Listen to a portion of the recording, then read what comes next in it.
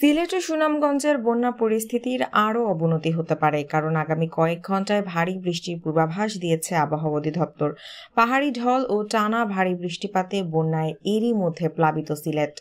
অন্যদিকে দেশের আরও কয়েকটি নদ নদীর পানিও বাড়ছে। এতে কয়েকটি জেলায় নতুন করে বন্যার শঙ্কা দেখা দিয়েছে।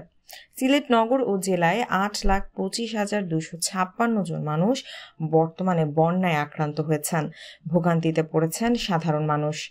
জেলার সঙ্গে যোগাযোগ বিচ্ছিন্ন হয়ে পড়েছে বহু উপজেলার। সিলেটের বন্যা কবলিত এলাকায় চিকিৎসকদের জন্য জরুরি নির্দেশনা দিয়েছেন স্বাস্থ্যমন্ত্রী ডক্টর সামন্তলাল সেন।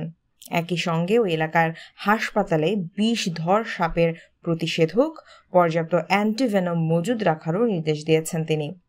স্বাস্থ্যমন্ত্রী বলেছেন, বন্যা কবলিত এলাকায় ডায়রিয়া এবং পানিবাহিত রোগের প্রাদুর্ভাব মোকাবেলায় হাসপাতাল ও চিকিৎসা কেন্দ্রে পর্যাপ্ত স্যালাইন ও ওষুধ মজুত রাখতে হবে। এছাড়াও হাসপাতালে বিষধর সাপের প্রতিষেধক, পর্যাপ্ত অ্যান্টিভেনম মজুদ রাখতে হবে। এছাড়াও যথাযথ স্বাস্থ্যবিধি সকলেরই মেনে চলতে হবে।